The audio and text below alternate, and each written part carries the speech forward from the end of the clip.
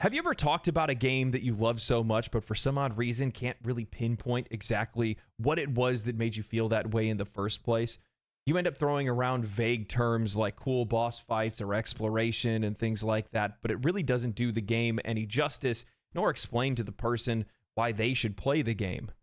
And this is something that I've kind of found that I've done over time. As I've made more and more videos, I've kind of gotten further and further away from what made some of these games become talking points in the first place. I found that oftentimes the feelings that a game gave us become far more vivid than the experiences that created them in the first place. Over the last couple of years, I've talked about Elden Ring. Actually, it's only been about a year, but over the last year, I've been talking a lot about Elden Ring. I bring it up in a lot of different videos, and I noticed that as time went on, my description of the game got more vague and vague as time went on, without giving a pinpoint strong description of why that game is so incredible and how much value it delivers to the customer. And now with the upcoming DLC right around the corner, Shadow of the Erdtree, this is an opportunity for me to go back, revisit the game, and rediscover those moments that made me love the game in the first place.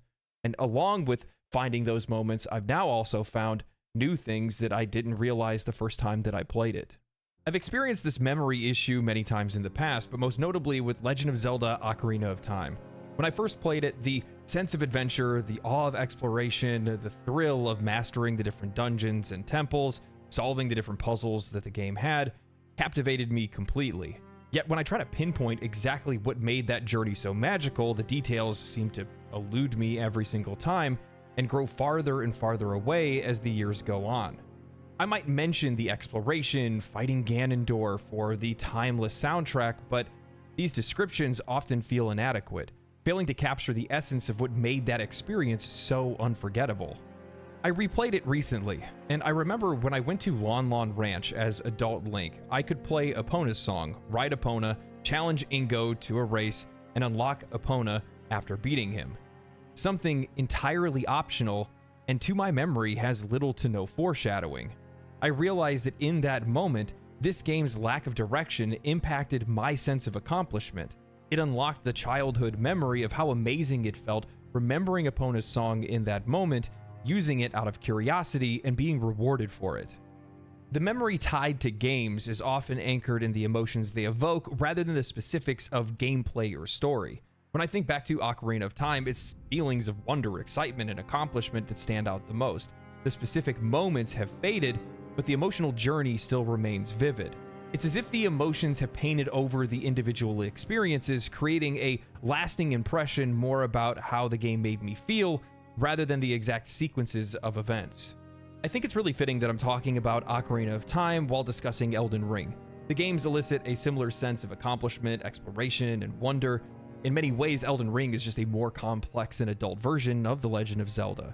I frequently have hailed Elden Ring as one of the greatest games in the last decade, if not even longer. I talk about it in my videos, I talk about it with my friends, and it feels odd that I can't remember this game and the time that I spent in it. I can recall the awe of the vast open world, the heart-stopping combat, and the near-death moments, the intrigue of the game's lore and storytelling, but I struggle to convey the specific moments that sparked these feelings in the first place. Now, with Shadow of the Erdtree on its way, I've decided to return to the lands between. This isn't just about revisiting a beloved game, it's about rediscovering those experiences and finding out what made them feel so impactful in the first place. Because while the enjoyment these games evoke is important, knowing why they evoke something is even more so, because that helps us to recognize the things that we want and find those experiences again in other games. Now, I am not alone in my love for Elden Ring. I think that's pretty obvious by now with as much content that's been generated around the game ever since the game's come out. But with that said, it's felt like a cultural phenomenon more than anything else. 23 million copies sold. It feels kind of like Halo, where everybody back in the day was talking about it, playing it, interested in it, knew something about it, and it just got embedded into the cultural lexicon, and it's been that way ever since. And with that, something I noticed is that there is so much confidence behind this Erdtree, Shadow of the Erdtree DLC, that players know that this DLC is going to deliver on whatever their expectations might be. And that's not confidence that's shared very often with very many other studios that are out there or publishers that are out there, but it's confidence that's well earned because the studio's just been that damn consistent for so long. And I'm one of those players. I am just as confident that this DLC is going to deliver, but I want to know where that confidence comes from.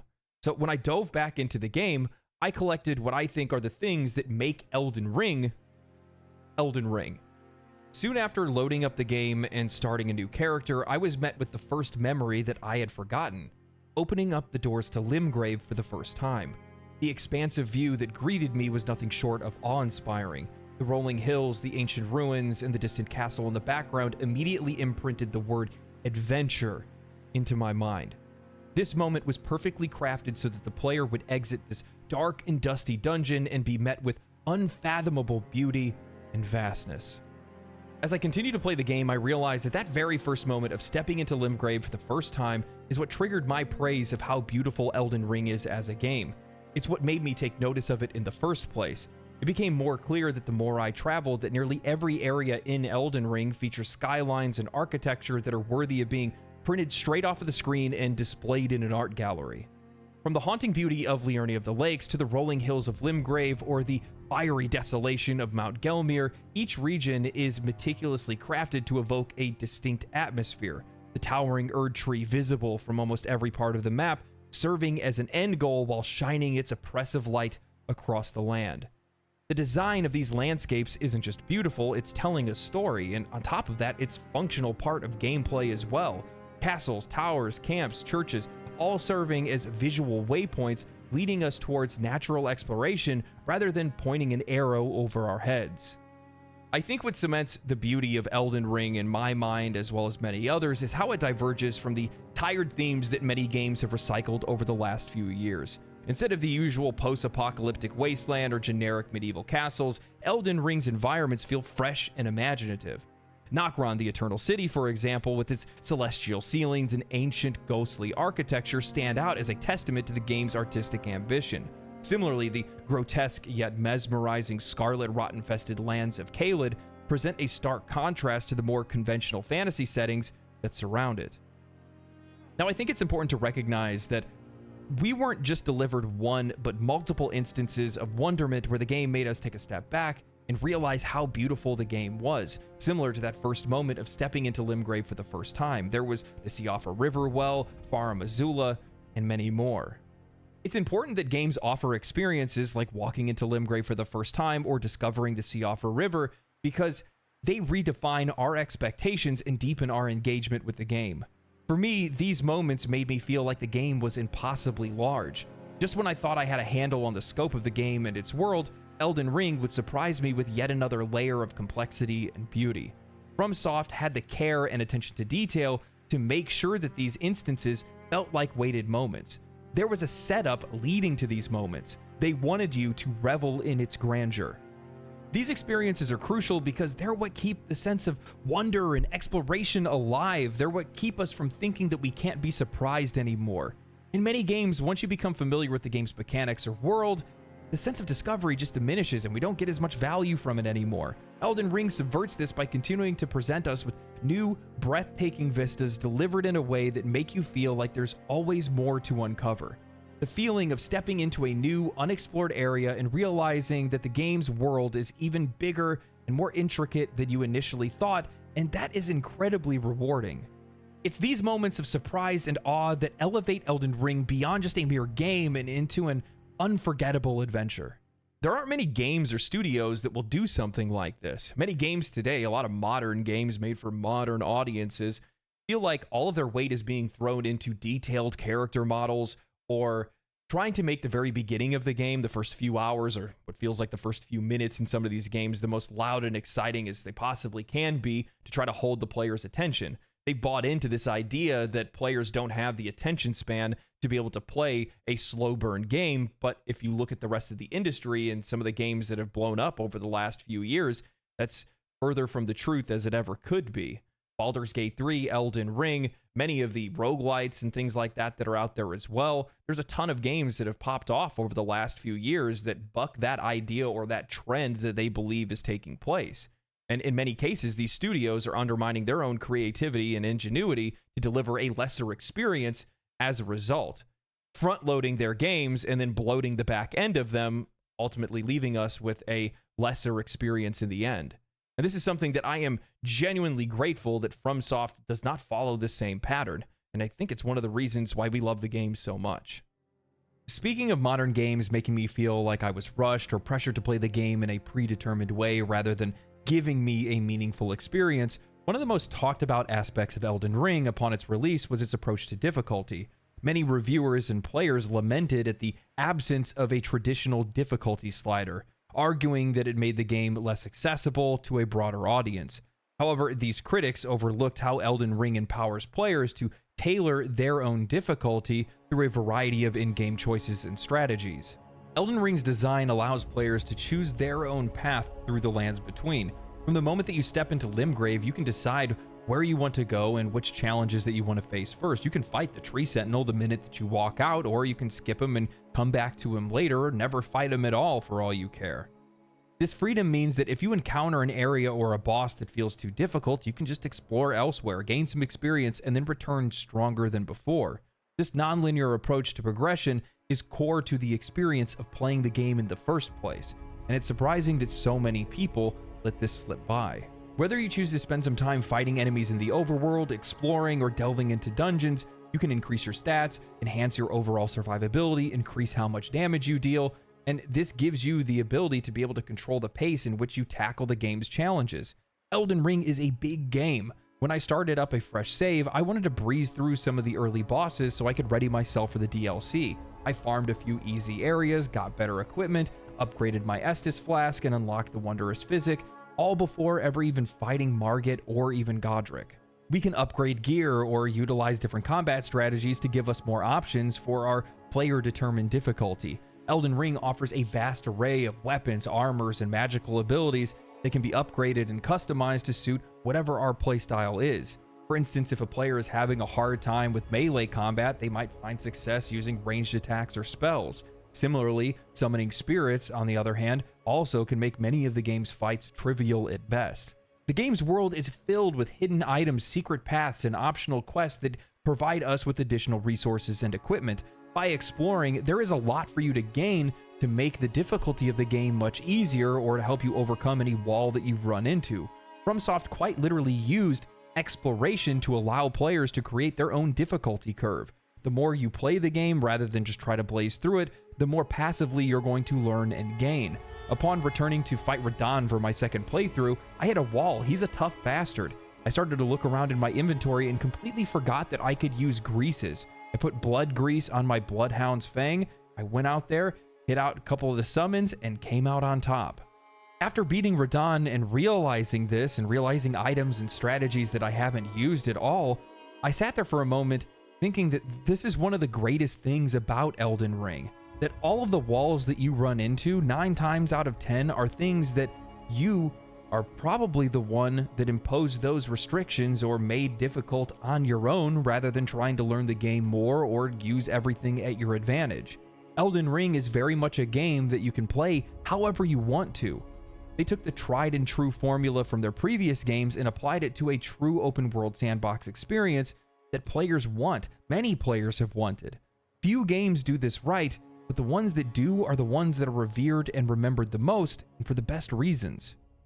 Baldur's Gate 3, Elder Scrolls, Zelda Tears of the Kingdom, and Breath of the Wild, The Witcher 3, all of these games deliver on an experience in which the player gets to play the game the way that they want to play the game. And that's incredibly important. That's a much more rewarding experience, a much more satisfying experience than overcoming an arbitrary difficulty slider or a one-shot boss mechanic that many of these studios that are out there lean upon. And if you went around and you polled 100 different players on how they beat Godric the first time, you're likely to get 100 different answers because there was no one solution. Players are going to be different levels with different equipment, with different weapons, with different ashes of war, with different buffs on those weapons, whether that's using greases or something like that, whether they're using summons or spells or whatever it might be. It's one of the reasons why I really liked going back and watching players play Tears of the Kingdom over again, because I wanted to see how other people solved puzzles that I had already solved and see how other people's brains worked. Through true freedom of choice, FromSoft delivered an experience in which the player had a true adventure, a real adventure, where we all had the same objective, but how we got there was completely different from player to player. And on that adventure, we find Elden Ring's approach to questing and narrative progression. I don't think I can properly explain just how foreign it felt stepping back into Elden Ring after being away from the game for so long and playing so many other games in between that time period. Playing Elden Ring feels like a deprogramming session after years of being told what to do, where to go, and who to talk to. Unlike many modern games that rely heavily on quest markers and explicit instructions, Elden Ring gives us none, literally none, outside of a site of grace that's pointing us in a general direction for progression's sake. This subtle form of direction is less about hand-holding and more about gently nudging players towards areas of interest. Once you're at that location, it's up to you to figure out what needs to be done, whether that's unlocking pathways to a boss arena, fighting a mini-boss, solving environmental puzzles, or uncovering some type of side quest that's in that area. On my second playthrough, I randomly discovered the area where you activate Godric's Greater Rune. I don't remember ever being nudged in this area or even told that the site existed, and if I did, then it's not something that I remembered, and it was likely a conversation I either skipped or wasn't paying attention to at the time, and that's a subsystem of the game that's meant to buff the player by a considerable amount, and I completely forgot it. I sat there dumbfounded for a good few minutes, having the realization that very few developers are out there have the courage to make something that many players would probably think is an integral part of the game's design, something entirely optional and fully dependent on whether the player found it on their own. This requires a level of engagement that demands players pay attention to environmental clues or lore that's scattered throughout the world. The satisfaction of piecing these clues together and finding things on your own or even finding them randomly is far greater than simply just following a marker on a map. I think it's important to note that Elden Ring's side quests and optional content are intricate and often intertwined with the game's main narrative. NPCs in the game provide cryptic hints and clues rather than straightforward objectives. Players must listen carefully, remember past interactions, and explore the world to be able to progress these side stories and some of this optional content. It's not often that you're going to find a side quest that's within immediate range of the area that you're in. Looking at Blythe's quest, you can only trigger it by listening for a howling sound in a specific section of ruins, and then somehow stumble upon the fact that you need to go have a conversation with Kale outside the first church at the very start of the game. This design philosophy stands in stark contrast with many other games that are on the market outside of maybe Dragon's Dogma 2 and Baldur's Gate 3 to some regard, where quest markers and objective lists dominate the player experience. While such markers can help streamline gameplay and ensure that players don't miss any content, they often diminish the sense of adventure and exploration that limits our feeling of exhaustion.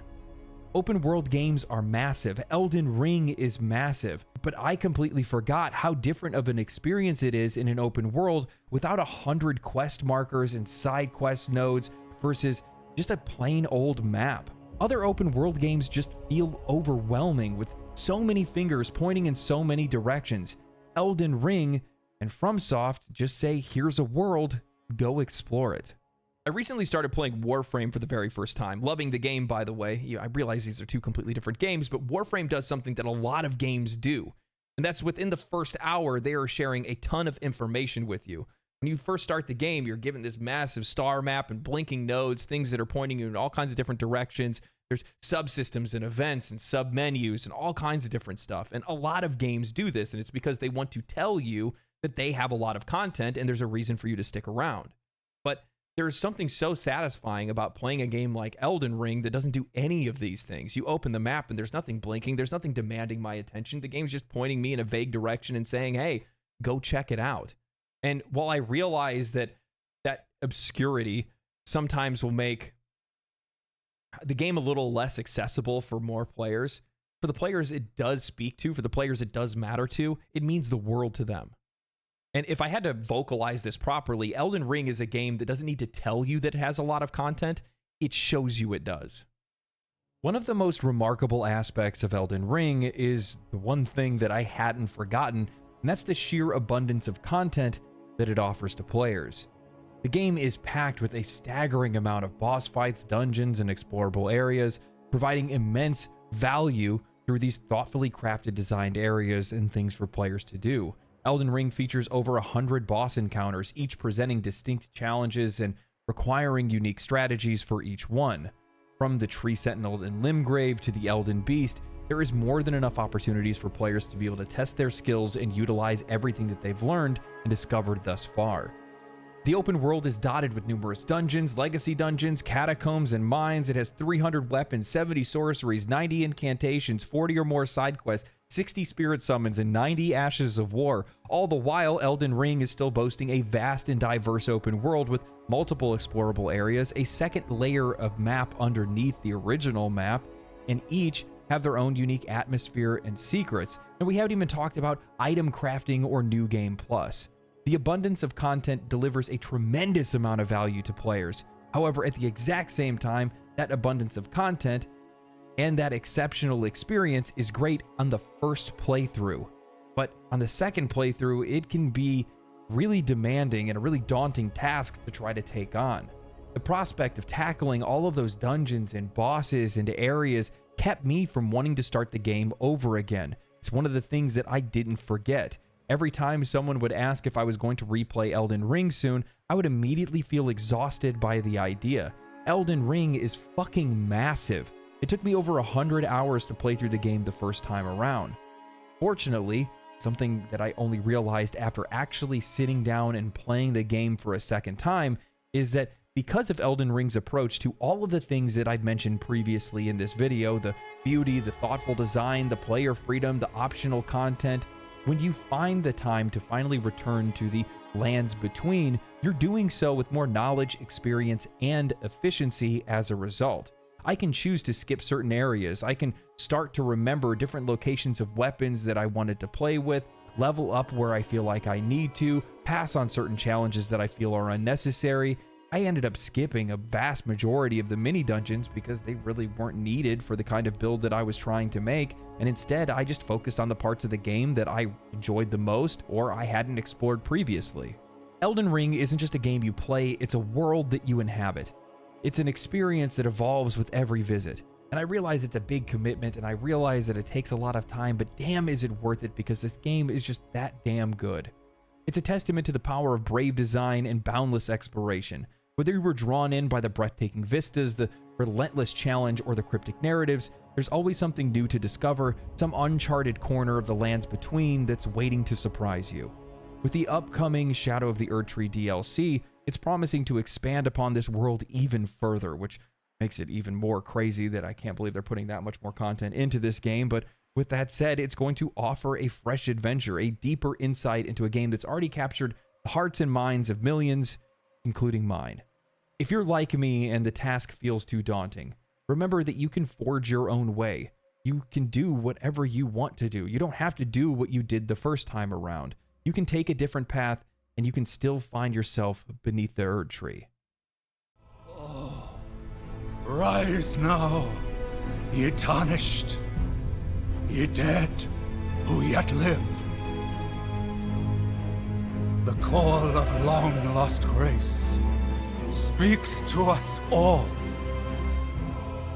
Thank you guys for watching this far into the video. I've wanted to talk about Elden Ring for I don't even know how long. It's just that when I first started making YouTube videos, there were so many awesome releases as well as interesting news that came out that I just never got the opportunity to roll back around and talk about it.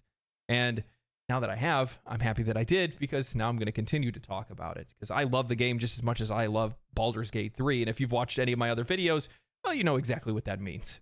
So anyway, if you guys enjoyed this video, like the video, drop a comment down below.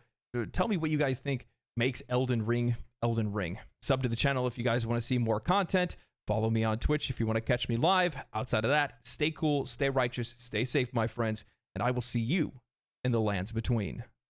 Peace. Family.